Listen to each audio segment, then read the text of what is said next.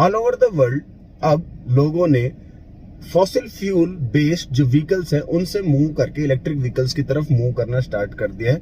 बहुत सारी रिसर्च हो रही है, बहुत सारे नए व्हीकल्स बन रहे हैं और इंडिया में भी नए व्हीकल्स, इलेक्ट्रिक व्हीकल्स आने लग गए हैं। चाहे आप ले लो electric rickshaw, electric scooty, bikes, cars, bicycles, हर एक सेगमेंट में इलेक्ट्रिक व्हीकल्स आने लग गए हैं।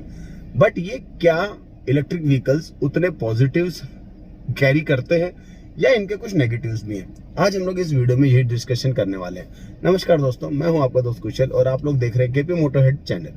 आज की इस वीडियो में हम लोग डिस्कशन करने वाले हैं 10 pros and cons of electric vehicles. तो चलिए शुरू करते हैं अपनी आज की वीडियो।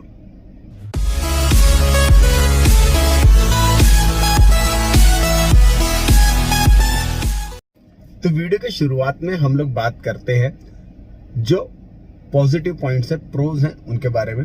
इसमें सबसे पहला पॉइंट आ जाता है लोअर ऑनगोइंग कॉस्ट। मतलब आप लोगों को जो फॉसिल फ्यूल बेस्ड व्हीकल्स हैं वहां पे जितना फ्यूल कंज्यूम करके आप लोग जितने किलोमीटर्स कवर करते हैं उससे कहीं लेस वैल्यू की इलेक्ट्रिसिटी यूज करके आप लोग ज्यादा किलोमीटर्स ट्रेवल कर पाएंगे।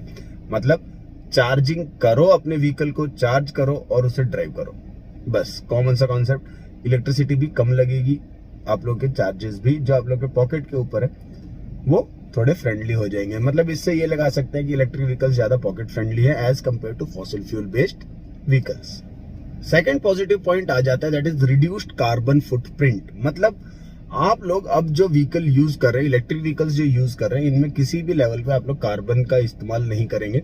तो इसके कारण क्या होने वाला है कि जो आप लोगों के व्हीकल में से कार्बन रिलीज होता था फॉसिल फ्यूल में, वहां पे इलेक्ट्रिक व्हीकल्स में इतना ज्यादा कार्बन रिलीज नहीं होगा। That will be helpful for the environment.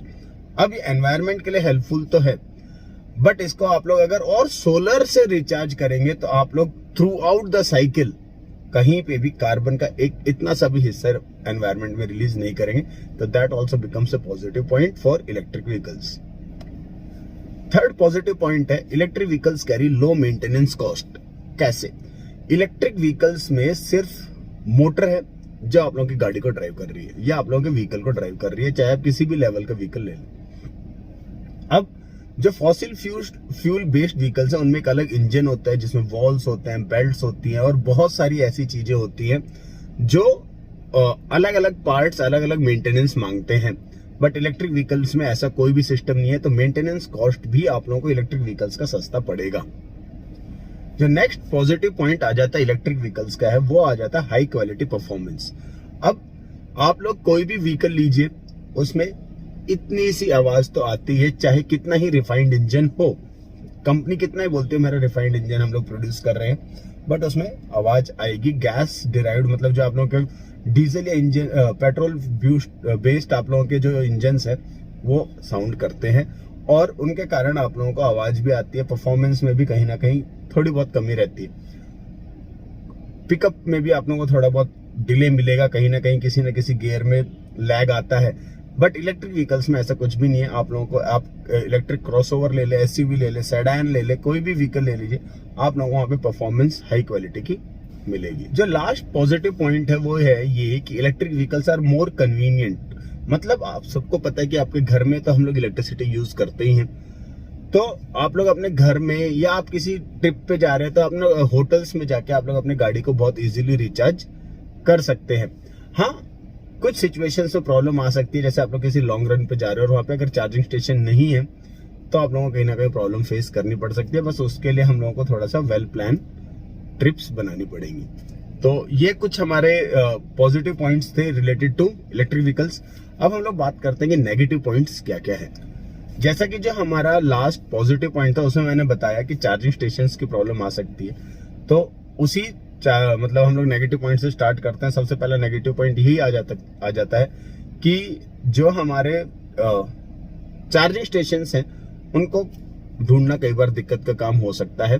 But हाँ, हालांकि आजकल जो डेवलप्ड नेशंस हैं वहां पे जितने भी इलेक्ट्रिक व्हीकल्स आ रहे हैं वो वॉइस कमांड के साथ आ रहे हैं, जहां पे आप लोग सर्च कर सकते हैं nearest charging station. But India में अभी इस चीज के लिए बहुत सारा टाइम लगने वाला है। चार्जिंग स्टेशंस प्रॉपर्ली डेवलप नहीं हुए हैं और लोगों को अभी भी इलेक्ट्रिक व्हीकल्स को उतना ज्यादा यूज करने की आदत नहीं है।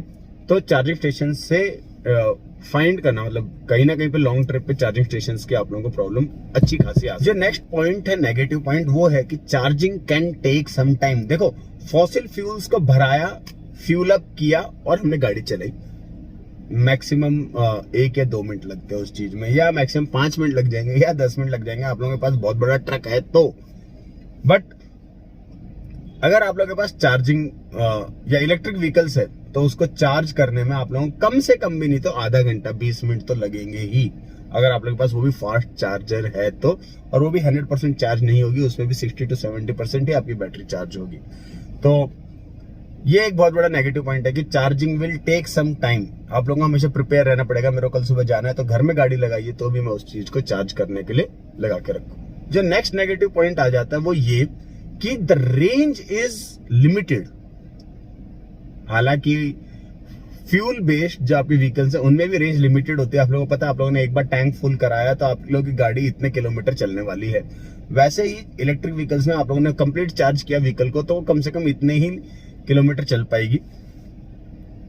बट जो आप लोगों के इलेक्ट्रिक व्हीकल्स हैं उनकी जो अभी मेन दिक्कत ये है कि अगर किसी कंजेस्टेड दिल्ली मुंबई जैसे एरिया में जहां पे traffic head to head collision में रहता है, बम्पर टू बम्पर ट्रैफिक रहता है, तो वहां पे ऐसे इलेक्ट्रिक व्हीकल्स को आप लोग यूज करो। और आप लोगों ने पता चला उसकी रेंज है 200 किलोमीटर और आप लोगों ने एसी चला लिया या फिर उसमें गाने चला लिए तो पता चला वो बैटरी जल्दी कंज्यूम हो गई और वो आप लोगों की गाड़ी 200 किलोमीटर की जगह सिर्फ चल पाई 80 किलोमीटर। तो ऐसे रेंज में जो लिमिटेड रेंज है उसके कारण आप लोगों को प्रॉब्लम्स आ सकती है। The next negative point is high initial cost of the electric vehicles. Initially आप लोग अगर गाड़ी खरीद रहे हैं, इलेक्ट्रिक व्हीकल खरीद रहे हैं, तो वो बाकी फॉसिल फ्यूल बेस्ड व्हीकल से 2 से 3 लाख रुपए आप लोगों को महंगा पड़ेगा। तो इनिशियली आप लोगों को इन्वेस्टमेंट ज्यादा करनी पड़ेगी इलेक्ट्रिक व्हीकल्स में। The last negative point of this electric vehicle is the battery PACS can be expensive.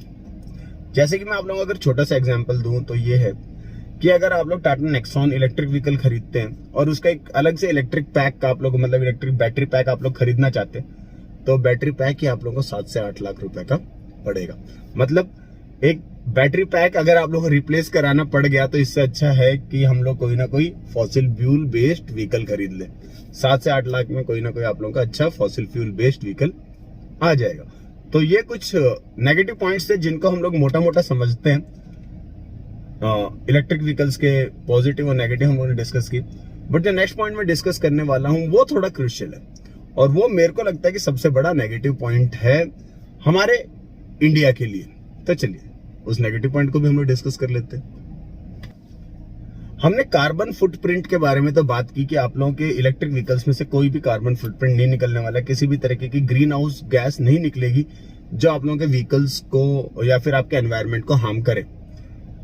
Gas तो ऐसी नहीं निकल रही है, बट जो बैटरी खराब होंगी उनका क्या होगा?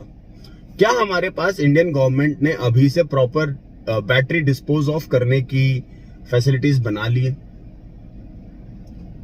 या वो बैटरीज किसी भी तरीके का पॉल्यूशन नहीं करने वाली? ऑन एन स्टडी अगर हम लोग बात करें तो ये है कि इलेक्ट्रिक व्हीकल्स में से जो बैटरीज निकलेंगी they will create more pollution as compared to the fossil fuel based vehicles.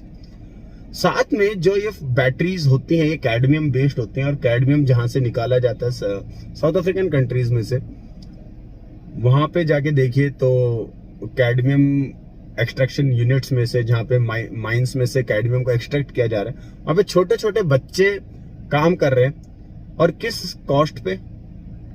$1 per day. तो आप सोचिए ह्यूमन राइट्स का कितना वायलेशन हो रहा है इस चक्कर में। तो ह्यूमन राइट्स के बहुत सारे एनजीओज हैं जो इस चीज के लिए वर्क कर रहे हैं, जिसको अभी ऑल ओवर द वर्ल्ड हर एक पर्टिकुलर जो कंपनी है या फिर जो इन सब चीजों से इलेक्ट्रिक व्हीकल से रिलेटेड है उन सब को इन चीजों को मॉनिटर करना चाहिए कि जहां पे भी हम लोग इलेक्ट्रिक व्हीकल्स लॉन्च कर रहे हैं वहां पे प्रॉपर डिस्पोजेबल यूनिट्स हो बैटरीज की। साथ में हमारे पास कुछ ना कुछ ऐसे क्राइटेरिया हो जहां से कैडमियम माइनिंग हो रही है या फिर बैटरीज की जितने भी रॉ मटेरियल की माइनिंग हो रही है वहां पे हेल्थ केयर वर्कर्स को प्रॉपरली डिप्लॉय किया जाए, ताकि वहां के लोगों को, जो लेबर्स जो वर्क कर रहे हैं, उनको किसी भी तरीके की हेल्थ प्रॉब्लम्स ना हो। आज की वीडियो में बस इतना। ये वीडियो आप लोगों को कैसे लगी मेरे को प्लीज लाइक या डिसलाइक करके जरूर बताइएगा। साथ में आप लोग अपनी राय, अपने कमेंट्स मेरे कमेंट बॉक्स में छोड़ दीजिए। वीडियो एंड करने से पहले एक छोटा सा मैसेज, अगर आप लोग गाड़ी चला रहे हो तो सीट बेल्ट पहनिए, अगर आप लोग बाइक चला रहे हो तो हेलमेट पहनिए। हमेशा याद रखिए कि आप लोग घर में कोई प्यारा आप लोग का इंतजार कर रहा है। जय हिंद, जय भारत, धन्यवाद।